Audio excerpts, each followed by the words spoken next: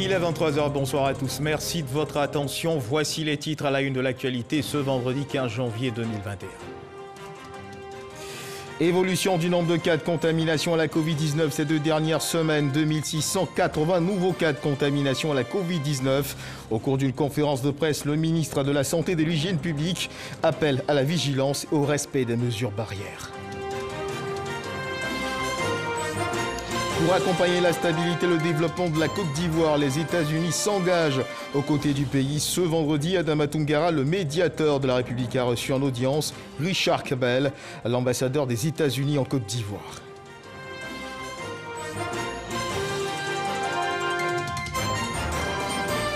À Bonon, dans la Maraoué, quand vient la saison sèche, les populations sont confrontées à une pénurie d'eau. La fourniture en eau potable de la Sodeci est perturbée. La période qui court d'octobre à avril est un véritable calvaire pour ces populations qui appellent de tous leurs vœux la construction d'un nouveau château d'eau pour leur localité.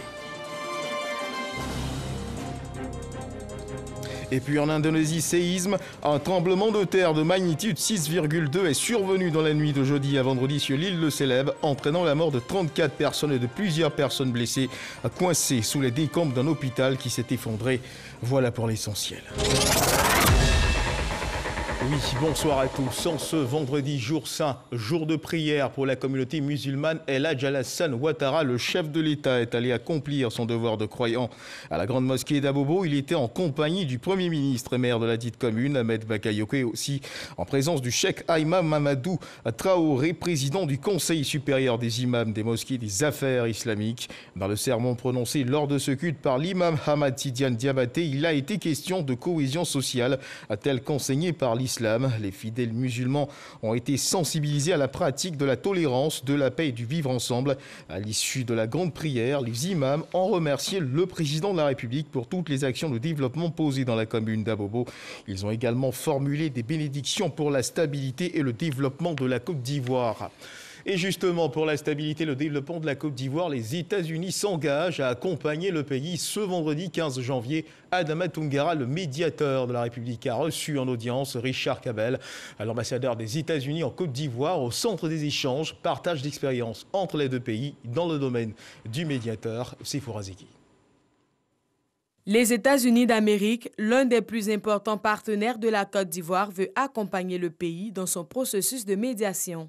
Richard Bell, son ambassadeur, l'a signifié au médiateur de la République lors d'une audience. Au terme de cette entrevue, l'ambassadeur des États-Unis affirme que son pays ne va pas qu'épauler la Côte d'Ivoire, mais s'inspirer de son modèle en matière de médiation. Nous avons beaucoup à apprendre de la part des Ivoiriens et donc un contact plus approfondi entre l'ambassade et la médiature de la République de Côte d'Ivoire permettra à l'ambassade de mieux comprendre les richesses, les ressources de la culture ivoirienne, surtout dans le domaine de la médiation, de la réconciliation, de la construction de la paix, du vivre ensemble dans une société très diversifiée. Et nous, les autres Américains, nous sommes convaincus que la diversité est une très bonne chose, mais pas toujours très facile. Adama Toungara s'est réjoui de cette nouvelle qui vient donner une fois de plus de l'importance à son institution. Le médiateur de la République entend œuvrer à l'instauration de la paix dans le pays. Il a pour mission de rechercher un règlement amiable des différends entre les administrés, les autorités administratives, les collectivités territoriales, les établissements publics ou tout autre organisme investi d'une mission de service public. Et parlons de stabilité, une menace qui remet en cause la stabilité des nations à travers le monde, la Covid-19, la maladie. À suivre dans un instant le point journalier du ministère de la Santé et de l'Hygiène publique sur l'évolution de la maladie en Côte d'Ivoire.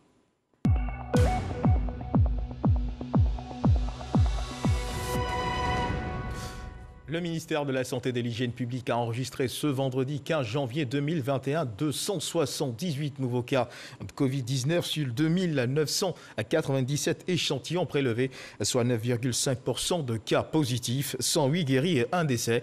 À la date du 15 janvier donc 2021, la Côte d'Ivoire compte donc 24 856 cas confirmés, dont 23 104 personnes guéries, 141 décès et 1611 cas actifs. Le nombre total d'échantillons est de 200 293 382. Et rappelons que le ministre de la Santé et de l'Hygiène publique rappelle que l'épidémie n'est pas terminée. Il exhorte les populations au respect des mesures barrières, notamment le port du masque dans les espaces accueillants du public et les transports en commun pour stopper la transmission du virus. Un message justement bien perçu, car au regard des chiffres qui vous sont régulièrement communiqués, comme vous pouvez certainement constater ces derniers jours, eh bien la courbe qui décrit l'augmentation des cas de contamination ne cesse de monter en puissance. Du 29 décembre au 15 janvier, en seulement 2 semaines, l'on enregistre 2680 nouveaux cas de contamination à la Covid-19 avec un taux de positivité de 7,1% le 12 janvier. Conclusion, les mesures barrières ne sont pas respectées. Au cours d'une conférence donc qu'il a animée, le ministre de la Santé appelle à la vigilance et au respect des mesures barrières. Salima Toudia. C'est une situation dommageable que déplore le ministre de la Santé et de l'Hygiène publique face à la recrudescence des cas positifs. En espace de 2 semaines, 2680 nouveaux cas positifs ont été notifiés, avec un taux de positivité de 7,1%, au-dessus de 5%, le seuil qui permettait aux autorités sanitaires d'affirmer que la maladie est sous contrôle. Les premières analyses de nos données début janvier montraient que la majorité des nouveaux cas étaient des jeunes âgés de moins de 35 ans et avaient en commun des lieux festifs, tels les restaurants, les nightclubs ou des événements culturels et artistiques.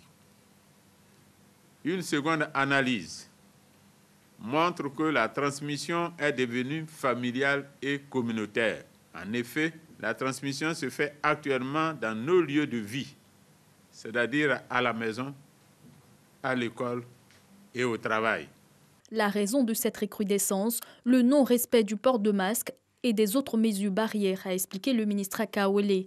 Comme les recommandations ne sont pas strictement respectées et que l'épidémie continue de progresser dans notre pays, le comité de veille proposera dès le prochain conseil du gouvernement des mesures plus restrictives.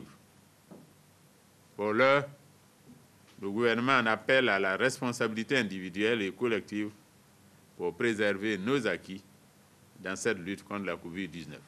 Les populations sont invitées à fréquenter la centaine de centres de dépistage mis à leur disposition en cas d'apparition des signes ou de contact avec des cas positifs. Et pour empêcher la propagation du virus, des efforts sont consentis ces derniers jours. Au nombre de ces efforts, ceux du ministre des Transports, Amadou Koné. Il a ainsi offert des kits de protection aux transporteurs et aux unités de la police spéciale de sécurité routière, 275 000 masques en tout, avant de les appeler à respecter scrupuleusement les mesures barrières. Le message a été, semble-t-il, bien perçu par les transporteurs. Lancine Bakayoko. Face à la remontée en puissance de la pandémie, le ministre des Transports reprend le volant de la sensibilisation.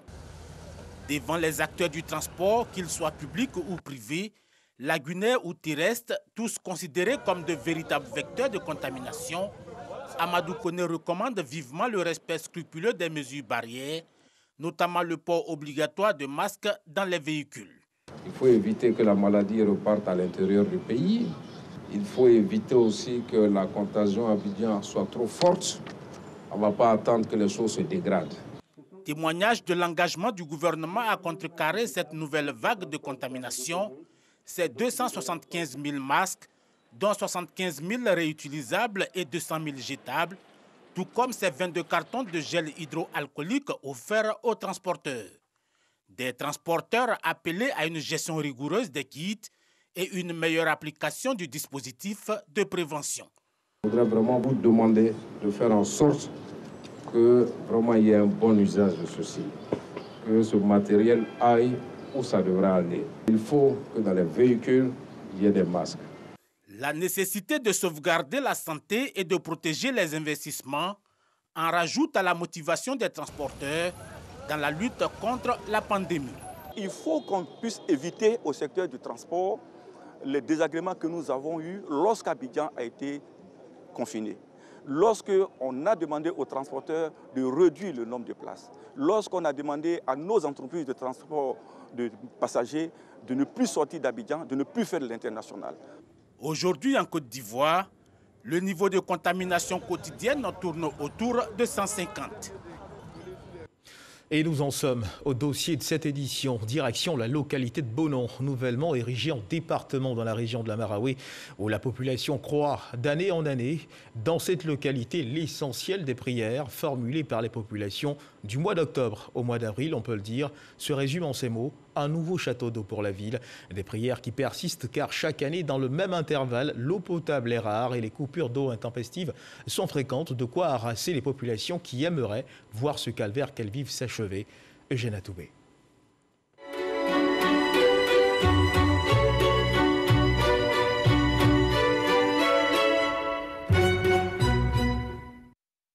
Décembre, le mois des contrastes à Bonon.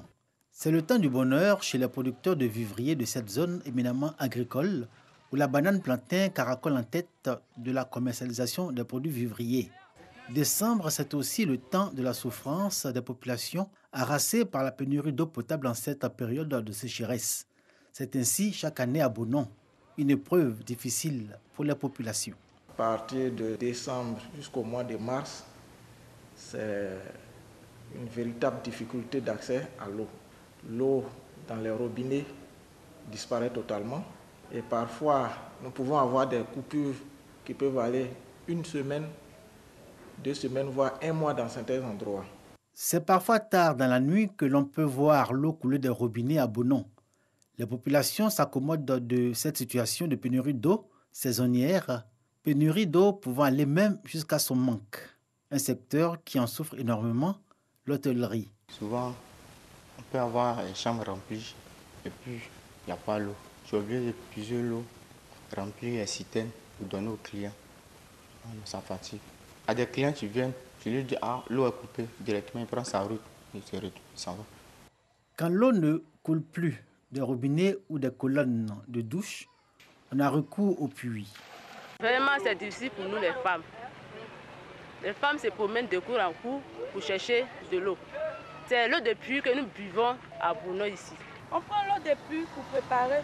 Quand l'eau vient aussi, l'eau est très sale, noire, et puis ça sent javel beaucoup. Donc on ne boit pas même, c'est l'eau de puits on boit.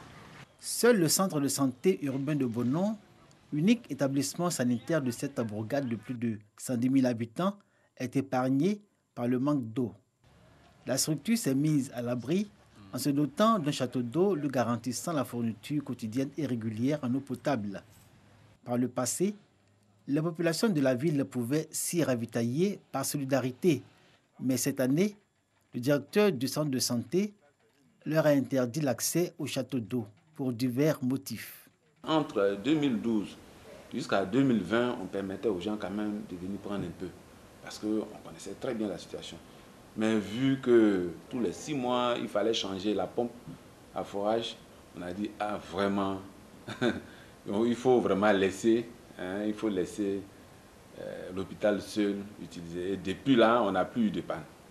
On entend dire à Bonon que même les puits finissent par tarir à mesure que dure la période de sécheresse. Une situation qui ne sera plus que souvenir au nom du droit des populations au bien-être dans la vision du président Alassane Ouattara. À la faveur de la visite d'État dans la région de la Maraoué, le président de la République a accordé à Bonon la construction de 2 nouveaux châteaux d'eau, plus une station de reprise, pour renforcer les installations existantes. Et l'accès à l'eau potable va se faire depuis le fleuve de la Maraoué à partir de Boisflé, qui va recevoir l'eau à partir d'un premier château qui serait installé au niveau du village de Gobazra, avec une station de reprise qui va traiter et qui va amener au second château qui est situé dans la ville de Bonon. Dans presque toutes les habitations, jusqu'en divers lieux comme ici, à la sous-préfecture, on trouve des espèces d'énormes canaries.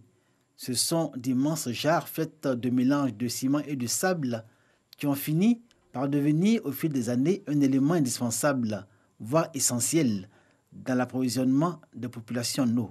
Les femmes commandent beaucoup, ensuite les maçons qui viennent commander beaucoup pour aller au chantier, pour aller travailler avec ça. C'est pas barrique, il y a une barrique, il y a 2 barriques, il y a même 3 barriques. Une barque là, on fait ça 15 000.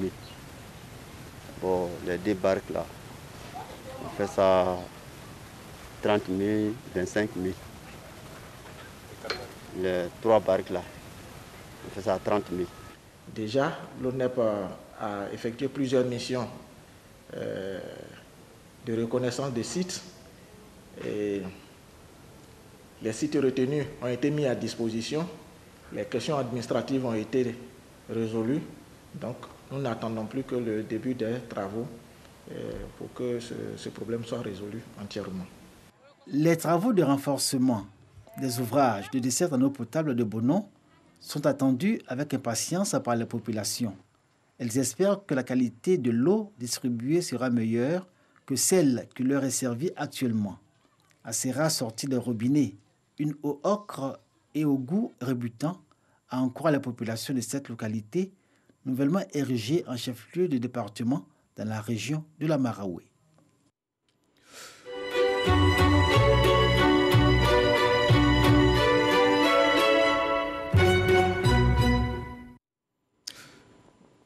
Voilà, un sujet signé Eugène Atoubé. Et puisqu'on parle de questions relatives au développement des régions du côté de l'Indéni-Duablin, la 3e session ordinaire du Conseil régional de cette région s'est tenue le week-end dernier à Bingourou. Au cours de cette session, le ministre Pascal Abidan-Kouakou, président du Conseil régional de l'Indéni-Duablin, a indiqué que pour l'exercice 2021 du Conseil, un accent particulier sera accordé à l'éducation, la santé et l'électrification des villages en attente.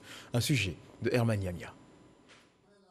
Les investissements de l'exercice 2021 du Conseil régional de l'Indéni-Duablin porteront essentiellement sur 3 axes majeurs, à savoir la construction d'infrastructures éducatives, de santé et l'électrification des villages en attente.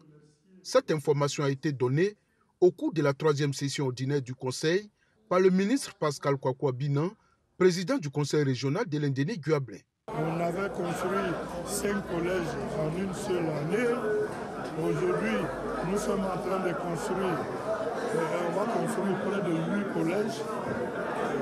Donc voilà les points les plus importants qui intéressent le peuple. Dans pratiquement tous les villages, il y a des projets d'électrification qui va continuer.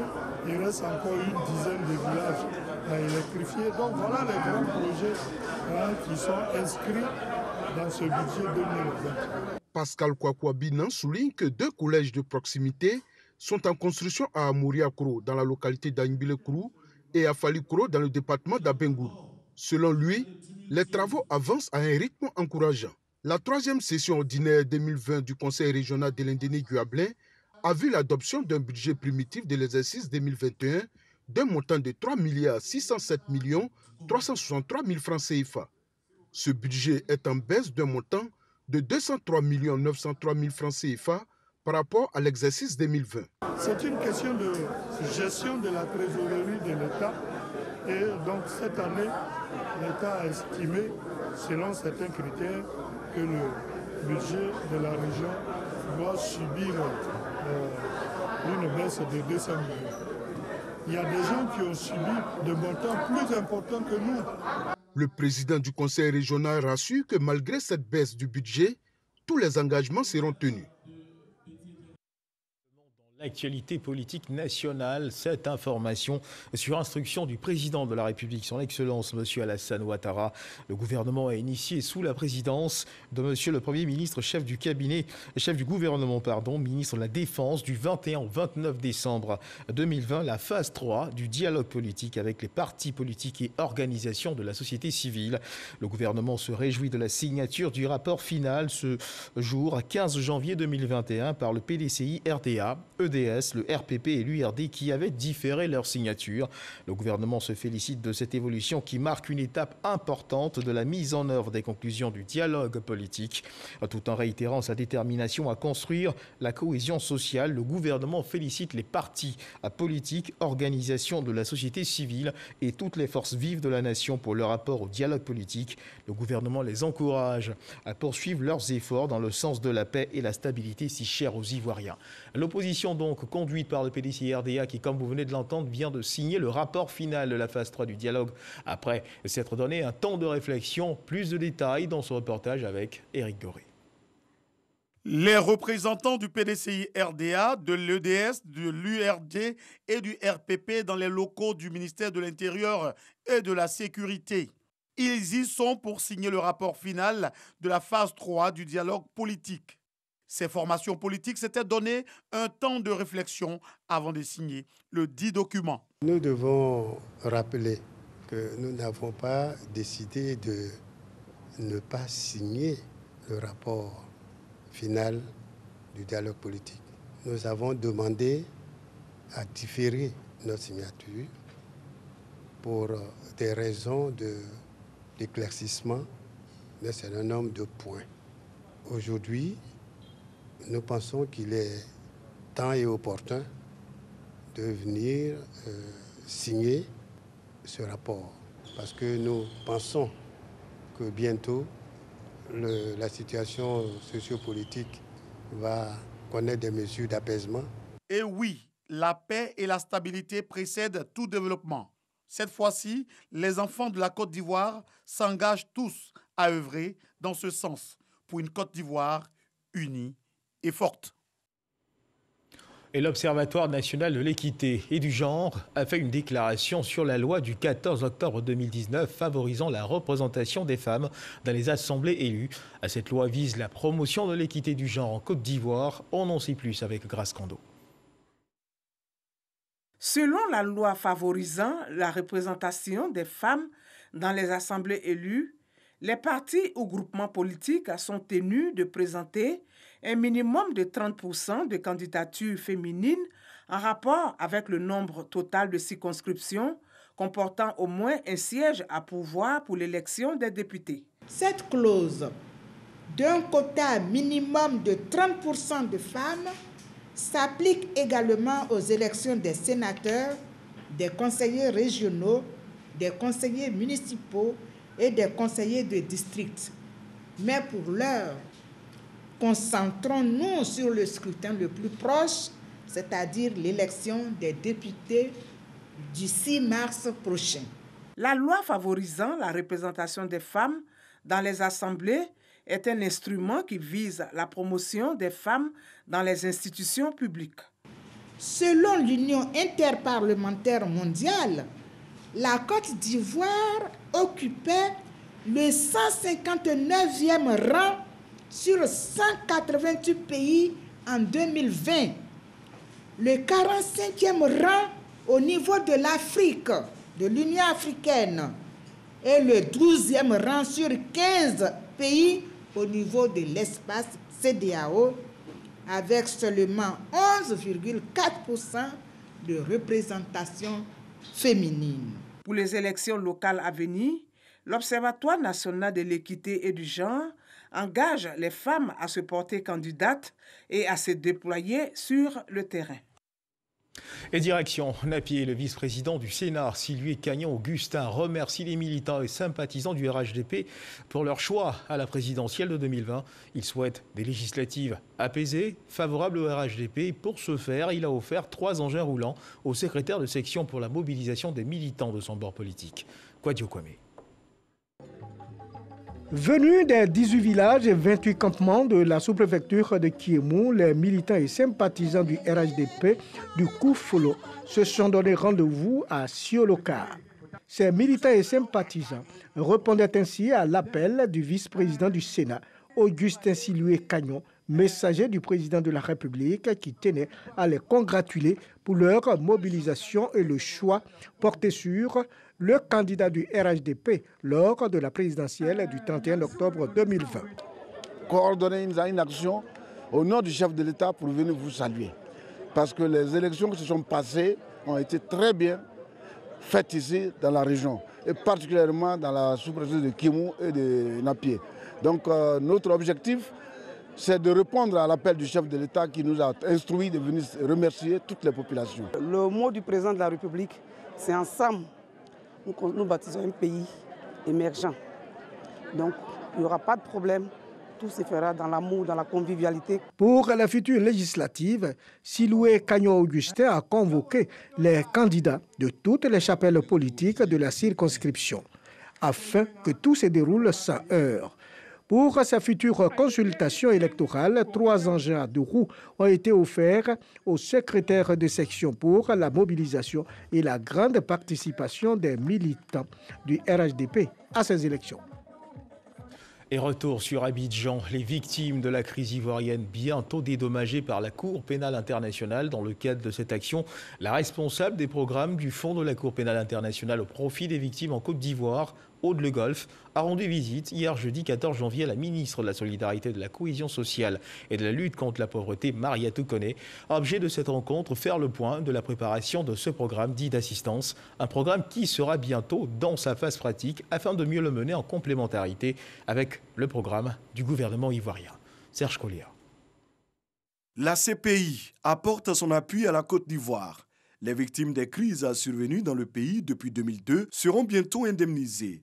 Ce programme d'assistance est conduit par le conseil de direction du Fonds de la Cour pénale internationale. Avant sa mise en œuvre effective, Aude Le Golf, responsable du programme, et Noum Sangaré, chef du bureau pays de la CPI, échangent avec la ministre de la Solidarité, de la Cohésion sociale et de la lutte contre la pauvreté. Objectif, définir la procédure d'identification et d'indemnisation avant toute chose. Un nombre significatif de victimes ont déjà bénéficié donc de réparation. Et donc notre but est vraiment d'être complémentaire à l'action qui a déjà été mise en place et qui continue. Notre but va être donc de travailler sur 13 incidents qui ont été qualifiés par la CNE comme étant des crimes qui relèvent de la compétence de la Cour pénale internationale et de répondre aux préjudices de ces victimes-là. Nous allons travailler donc avec 3 partenaires dans 4 régions, notamment donc à Abidjan, dans la région du Cavali, la région du Guémon et le Haut-Sassandra pour répondre à des incidents qui ont eu lieu donc entre 2002 et 2011. De son côté, la ministre Mariatou Koné a rappelé que le gouvernement s'est engagé à assister les victimes avec une enveloppe globale de 10 milliards de francs CFA. Des efforts de cohésion à poursuivre pour la stabilité. La plupart des victimes d'atteinte à l'intégrité physique ont bénéficié de réparations. Ces réparations continuent au niveau communautaire également. L'État de Côte d'Ivoire a joué sa partition. Aujourd'hui, nous avons la Cour pénale internationale qui souhaite accompagner la Côte d'Ivoire dans ce travail de réparation. C'est avec joie que nous accueillons cette présence. En dehors de l'État de Côte d'Ivoire, 3 organisations ont été retenues par le fonds de la CPI pour mener à bien ce programme d'assistance. Il s'agit du WANEP, de l'AVSI et de l'ADRAO. L'actualité, c'est aussi ce coup de filet réalisé par la section antidrogue de la Gendarmerie nationale qui a démantelé dans la nuit du 13 au 14 janvier 2021 3 fumoirs dans les communes de Cocody et d'Adjamé. Après sur les faits, plusieurs individus ont été mis aux arrêts. 45 kg de cannabis d'une valeur de 3 millions de francs CFA et la somme de plus d'une centaine de mille en pièces de francs CFA, de 500 francs CFA, ainsi que des comprimés de diazépam, de tramadol et de rivotril ont été saisis. Les prévenus répondront de leurs actes devant la justice. Walter Amadou Ouattara. Adjamé, secteur dénommé Abadjamé, aux alentours du lycée moderne Harris. Ici, jusqu'au 13 janvier 2021, existait un fumoir depuis plus d'une décennie. La section antidrogue de la Gendarmerie nationale vient de le démanteler. La population a fini par s'accommoder à leur présence, si bien qu'elle reste complice dans leurs besoins. C'est une vaste opération qui a été menée également à Adjamé village, Séfi, derrière la caserne des sapeurs-pompiers militaires, et à Cocody, précisément à Washington, derrière le lycée technique. Plusieurs individus ont été interpellés. Je vends de la drogue, cela fait maintenant 6 mois. Il peut prendre 3 sachets lui, ça fait 3 000, ou 4 châssis, ça fait 4 000. Et puis moi, il y a un dedans. Sérieusement, je ne vais pas dire regrette. Je suis vraiment dessus même de moi et ma vie.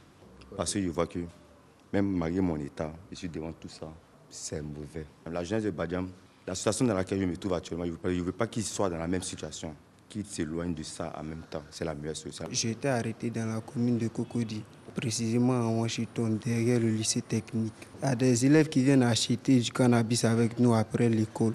Je dis aujourd'hui à la jeunesse de Cocody de faire très attention à la drogue car elle n'est pas bonne pour la jeunesse.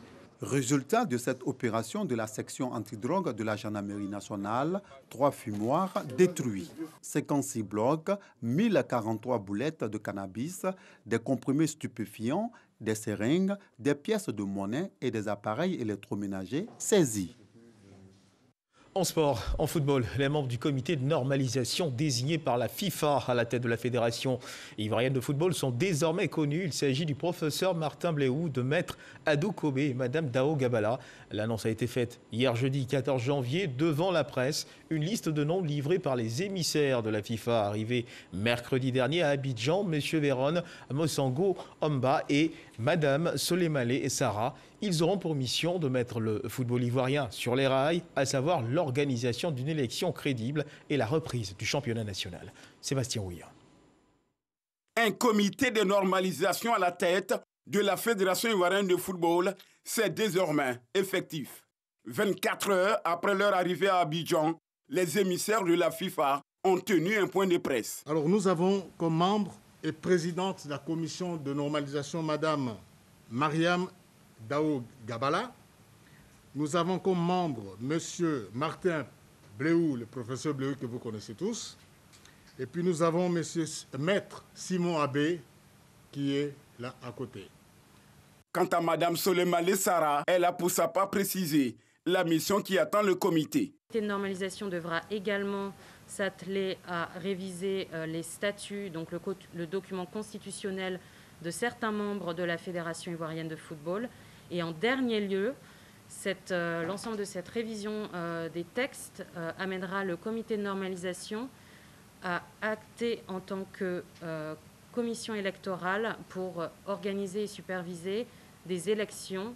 Concernant la reprise du championnat national, arrêté depuis avril 2020, et la distribution des fonds Covid, M. Véron Mosango Omba a tenu à faire des précisions. Une des tâches urgentes du comité de normalisation, c'est distribuer les fonds Covid pour le club et ils vont définir les conditions. Deuxièmement, relancer le championnat. Il faut espérer que la mise en place du comité de normalisation à la tête de la Fédération ivoirienne de football par la FIFA permettra au ballon rond de rouler à nouveau sur les terrains ivoiriens. Voilà, reportage de Moyabi Diabaté. Et puis dans l'actualité internationale, un tremblement de terre de magnitude 6,2 est survenu dans la nuit de jeudi à vendredi sur l'île de Célèbes en Indonésie. Celui-ci a provoqué la mort de 34 personnes jusqu'ici et blessé plusieurs centaines d'autres. La panique s'est emparée des habitants de l'ouest de cette île qui avaient déjà subi le même scénario en 2018. À Mamdjou, la ville la plus affectée de la région, les sauveteurs recherchaient plus d'une dizaine de patients et personnels médicaux portés disparus sous les décombres d'un hôpital. Et c'est la fin de cette édition. Merci de nous avoir suivis. Dieu garde la Côte d'Ivoire.